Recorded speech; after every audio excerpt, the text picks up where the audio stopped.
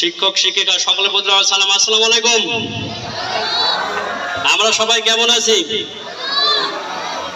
সবাই কি পড়ন্ত বিকেলে ঘুমিয়ে পড়ছি নাকি? আমি দু চারটা কথা বলে শেষ করবো, কথা বেশি বলবো না।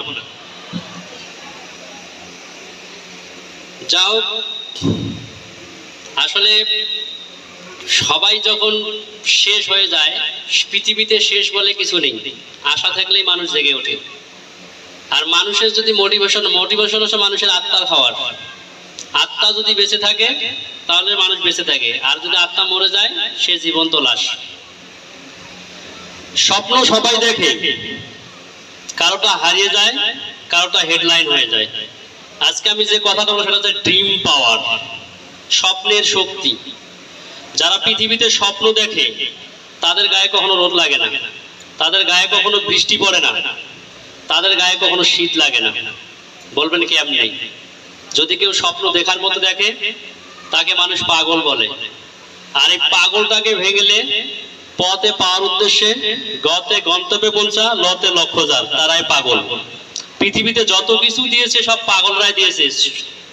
টাই পরা, প্যান্ট শার্ট পরা ভদ্রলোকরাই পৃথিবীতে কিছু দেয়নি, তারা শুধু নিয়ে গেছে। পৃথিবীতে যারা পাগলামি করেছে তারাই কিছু দিয়েছে। আজকে এত সুন্দর একটা ক্যাম্পাস, কেমন সুন্দর বলতেছি যে আপনারা স্কুলে আছেন, আপনারা সুন্দর বলবেন। তোমাদের নিয়ে যাবো আসছে কিছুদিন আগের ঘটনা। জাতিসংঘের ৮ম মহাসচিব বান কি মুন, সে বাংলাদেশে আসছিল, বগুড়াতে। সে আসছিল এটা কারণে যে গ্রামীণ ব্যাংকে নোবেল প্রাইজ দেওয়া হয়েছিল কেন, সেটা অডিট করার জন্য আসছিল। নোবেল প্রাইজ দেওয়ার পরে আসার পর তিনি যখন টোটাল দেশ দেখলেন, দেখার পর হচ্ছে ঠিক রাইট করছে, আমি গ্রামীণ ব্যাংক কেন পেয়েছে সেদিকে যাব না। তারপর তিনি যখন এসে স্টেজে বক্তৃতা দিলেন, বক্তৃতা দেওয়ার সময় তিনি বলছেন বাংলাদেশ এত একটা, যদি সরাসরি নিম্নমানের দেশ বলে মানুষ কিন্তু মন খারাপ করে। এটাকে বাংলা ভাষায় বলে সুবাসন। যেমন মাছগুলোকে বলি মৎস্যজীবী, চাষাকে বলি কৃষিজীবী, মুসিকে বলি মানে চর্মকার, মানে সুন্দর ভাষা যাকে মোটিভেট করা হয়। তখন তিনি একটা বাক্য ব্যবহার করেন যে বাংলাদেশ নিম্নমানের দেশ কিন্তু উন্নয়নশীল, দক্ষিণ এশিয়ার একটা উন্নয়নশীল দেশ। এভাবে বললেন যে উন্নয়নশীল একটা দেশ, এরা যে পরিমাণ মানে আজকে যে টয়লেট ব্যবহার করছে, এই টয়লেট আমার জীবনে আমি দেখিনি। এরপরে বলছিল যে আমি টয়লেট টিস্যু, এটা তো কল্পনারও অতীত। অথচ পৃথিবীর সর্বোচ্চ আসনে কিন্তু বসে আছেন, ১৯৫টা রাষ্ট্র পরিচালনা করতেছেন। তখন তিনি বললেন যে আমি যে স্কুলে লেখাপড়া করছি সেই স্কুলে ছাদ ছিল না, বসার মতো কোনো জায়গা ছিল না, বেঞ্চ ছিল না।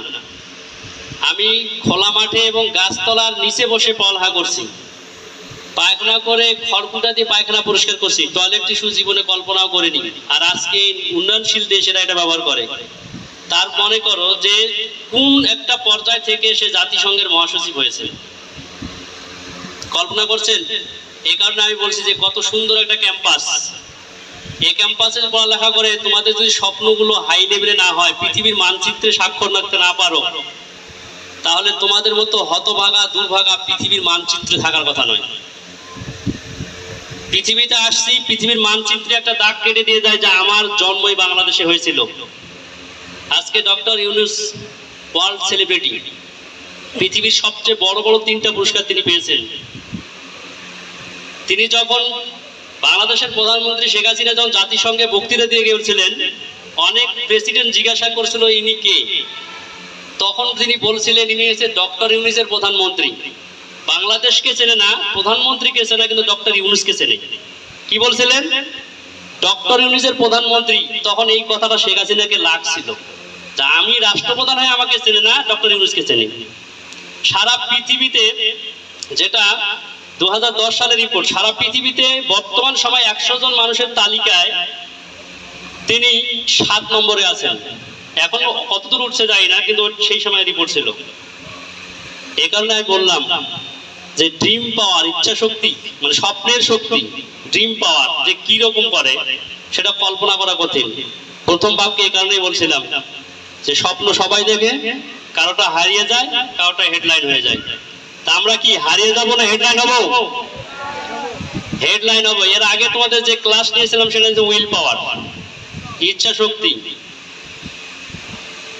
যুদ্ধে হেরে যাওয়া মানুষ আবার যুদ্ধে জিততে পারে, কিন্তু মন থেকে হেরে যাওয়া মানুষ কখনো জিততে পারে না।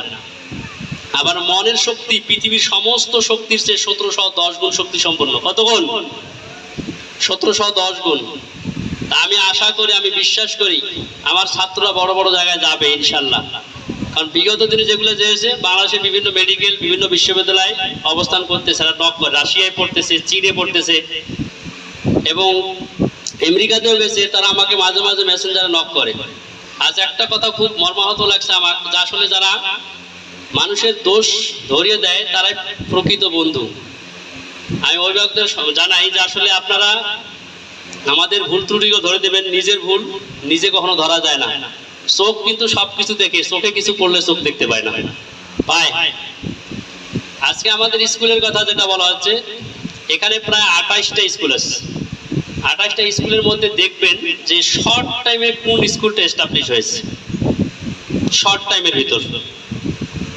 এখানে একটা প্রজেক্ট চালু করা আছে, এসএসি, স্টুডেন্ট অ্যাটিটিউড চেঞ্জ। এটা আসলে আমি 10 ভাগও প্রয়োগ করতে পারিনি। 100 ভাগের মধ্যে 10 ভাগও প্রয়োগ করতে পারি। একটা মূল কারণ যে স্টুডেন্ট লোড নিতে পারে না, আর এর পিছনে যে আর্থিক ইয়ে আছে সেটা কর্তৃপক্ষরা দিতে পারেনি। এটা একটা কারণ। আজকে যারা মনে করছেন আমাদের স্কুল আপনাদের সন্তান দিয়েছেন, যেটা খারাপ মনে হতে পারে, কিন্তু আজ থেকে 4 বছর পর আপনার সন্তান বলবে আমার স্কুল ওই এয়ারের শ্রেষ্ঠ স্কুল ছিল, এখন বলবে না। আজকে যারা বাবা মা যখন বাচ্চারা মোবাইল ব্যবহার করার করে বকা দেন, তখন বলবে আমার সব পৃথিবীর সবচেয়ে খারাপ বাবা মাটা আমার বাবা মা। যেদিন ভার্সিটি লাইফে যাবে সেদিন বলবে যে পৃথিবীর সবচেয়ে শ্রেষ্ঠ বাবা মাটা আমার বাবা মা। কারণ তিনি যে গাইড না করতেন তারা আজকে এই পর্যন্ত আসতেন না। তা আমি বলছি আজকে আপনার সন্তান আজ থেকে 4 বছর পর এই কথাটা আপনাদের বলবেন। এখানে একটা প্রজেক্ট চালু আছে, তার কয়েকটা ক্যাটাগরি আমি পরীক্ষামূলক দিয়েছি, সবগুলো প্রয়োগ করিনি। আপনারা দেখান তো বাংলাদেশের একটা স্কুলে যেখানে সেরা নম্রভদ্র নীতি নৈতিকতা পুরস্কার ক্লাসের মধ্যে দেওয়া হয়, স্কুলের মধ্যে দেওয়া হয়। সকালে আপনাদের স্পোকিং চলে, বিকেলে আবার প্রত্যেকটা 12 জন স্টুডেন্টের একটা করে টিচার আছে। যদিও 100% প্রোগ্রামটা এখনো আসে নাই, কারণ স্কুল নতুন। বারবার কল করার কারণে অভিভাবক আমাদের প্রতি রাগ হয়ে যায়, কারণ তাদের মাইন্ডসেট আপটা এখন এরকম আসেনি। যা হোক, আমি আমার স্টুডেন্টদের প্রতি সবসময় দোয়া এবং উদাত্ত আহ্বান থাকবে। কারণ যদি স্টুডেন্ট ভালো রেজাল্ট করে, 3টা মানুষ খুশি হয়, বাবা মা এবং শিক্ষক। পৃথিবীর সবচেয়ে বোকা মানুষ হচ্ছে শিক্ষক। অন্যের সন্তানের সফলতায় নিজে খুশি হয়।